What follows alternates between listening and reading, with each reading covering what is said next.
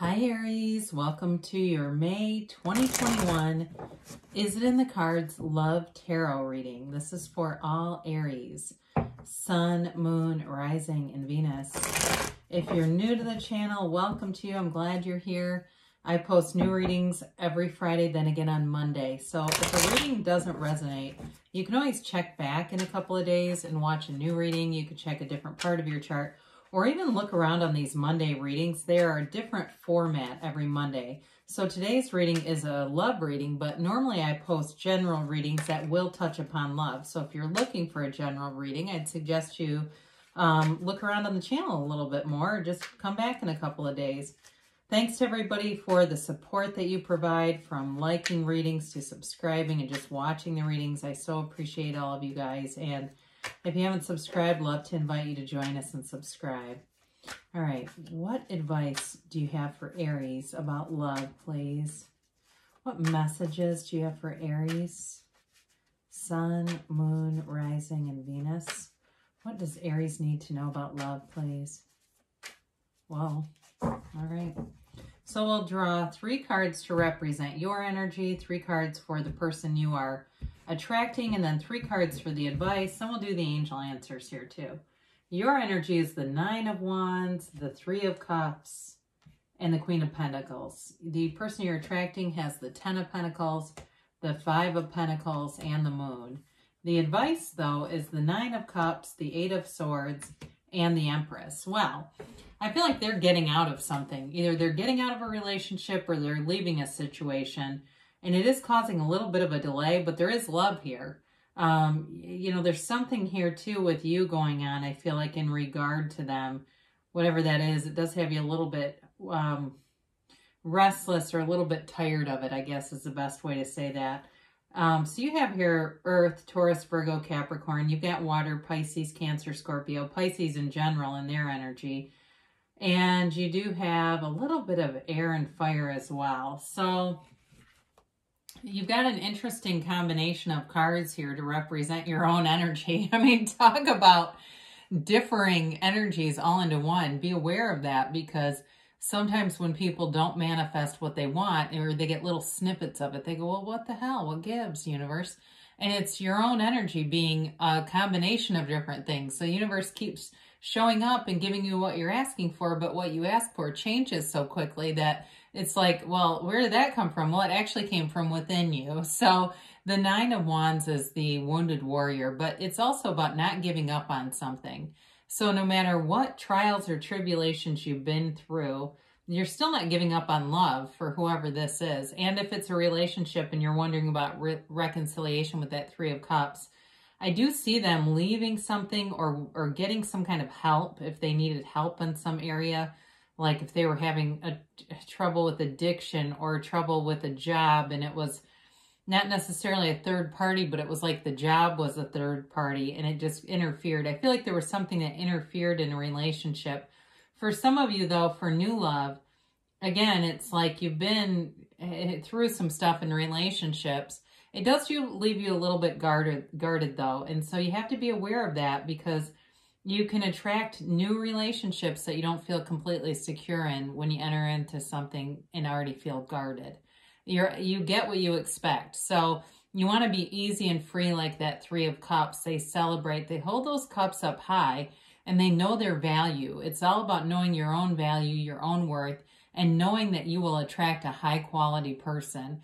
And especially with the Queen of Pentacles, she's a gorgeous queen. It's you looking your best, feeling your best, and there's new growth all around her.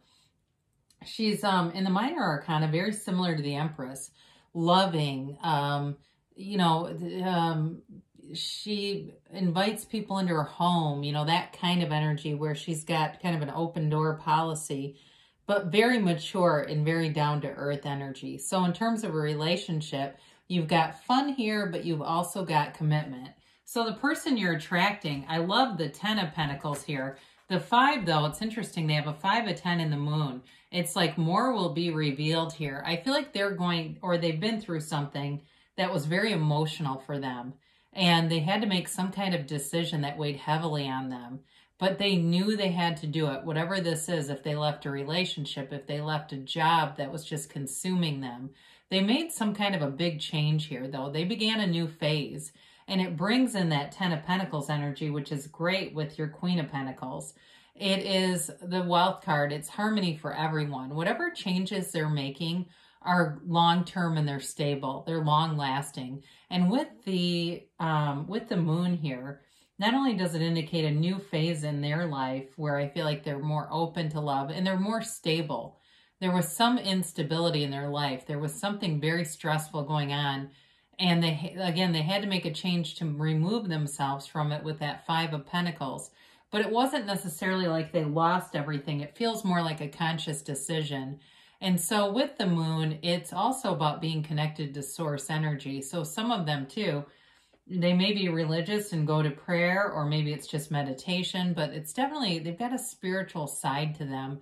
And it's part of how they're guided. And so allowing them to get into that alignment is important. But it's a law of attraction card too. So the Ten of Pentacles is the wealth card. So for some of you, it is about them getting their finances in order. If they had something that was holding them back, or maybe they just haven't been interested in a relationship because they've been working on other areas of their life. That may also be it. So with the advice here, you've got wish fulfillment in the beautiful energy of the Empress. She's the mother of the tarot. She is literally a mother, perpetually pregnant. And she loves freely. She gives freely. She's kind of an indulgent energy. So you do have to watch that with the Ten of Cups, or excuse me, the Nine of Cups. I hope I didn't call that the 10. I apologize if I did. The Nine of Cups being there, because that's also an indulgent energy. And so it can be one of those things where you gain a lot of weight in the relationship. You start to do things because you're relaxed and happy, but you kind of let go of other areas. So be aware of that. But overall, with the Empress here, it is a whole lot of love. I mean, there's no lack consciousness. The Eight of Swords, though, has got a little bit of an undercurrent of guilt to it. And so it's almost like whoever this person is, whatever they're going through, I feel like they have some kind of an emotional attachment to it still. And I don't feel like it's an old person, but I do feel like there's some change that they've made that they're still emotionally working through. But I do feel with the Empress here, you're going to be very unconditional in that. And so you'll be able to be happy anyway, regardless of what they're doing. I don't feel like it will overshadow the relationship at all, especially too with that Nine of Cups, because that's a happy card. It's an uplifting card. It's also giving each other little gifts and thoughtful gifts and doing thoughtful things. I see somebody steaming somebody's clothes. It's that kind of stuff where it's a very thoughtful kind of reciprocal energy. And of course, with the Empress, she's ruled by Venus, so she's ruled by love. You want to see that in the advice.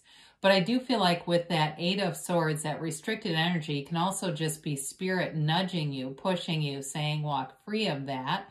And open your eyes and be open to it. Be open to love, because it'll come in. When you're open, there it will be.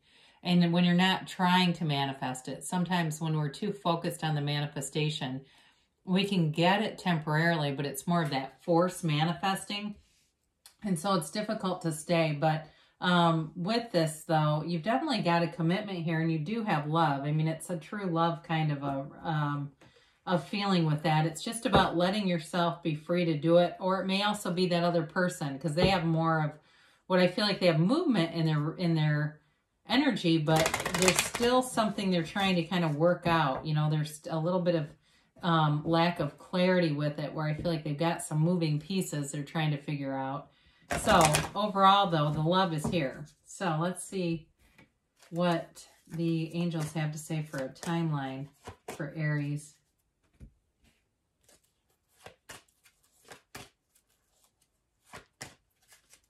All right, so you have here, communicate clearly. So like we were talking about earlier, the universe always hears you. And so, your feelings are the secret. Your heart whispers the truth here. So the universe will hear that. So when you don't have brain-heart coherence, right? We go through life, some of us do, with your brain taking the day shift and the heart taking the night. And so it can be a very confusing mix of signals out to the universe, all these frequencies showing up. And so you get a response. I heard a law of attraction teacher saying, like, quit blocking the law of attraction. You can't. It's always working. It's more of just being clear so you're getting what you really want. Listen to your intuition. So allow your intuition to be your guide here, Aries. And you've got romance. Oh, I love to see that. This is like a romance of the lifetime. Like I said, I have not seen this card, I swear to you, in months. It's important because there's something really sweet about this reading. Like I said, I saw somebody steaming somebody's clothes and just doing that kind of thing, you know, just very thoughtful kind of energy. So I wouldn't be too scared off by that 8 of Swords or 5 of Pentacles because I feel like it is working out. They do say in the near future for you. And then you've got a yes, and it's an emphatic yes. So you create your own reality. So you get what you expect. And if you want to know what your subconscious has stored, look at your relationships, look around you. And if you don't like them, you can reprogram it. Your subconscious believes anything you tell it. So it really is about using some of those techniques if that needs to happen. So we're going to hear from Louise Hay here. Life loves you. And she's departed, so I always feel like it's an extra message from Spirit. I release the need to control my life. When you control the most, what you control the most causes you the most pain. Breathe in, breathe out, and let go of trying to control your life. Well, you know, she believed in the law of attraction, and so I feel like it's more an indication of that force manifesting. Be easy about it. Allow the universe to do the heavy lifting for you. You just sit back and enjoy the ride, Aries. I love you, and I'll be back again soon.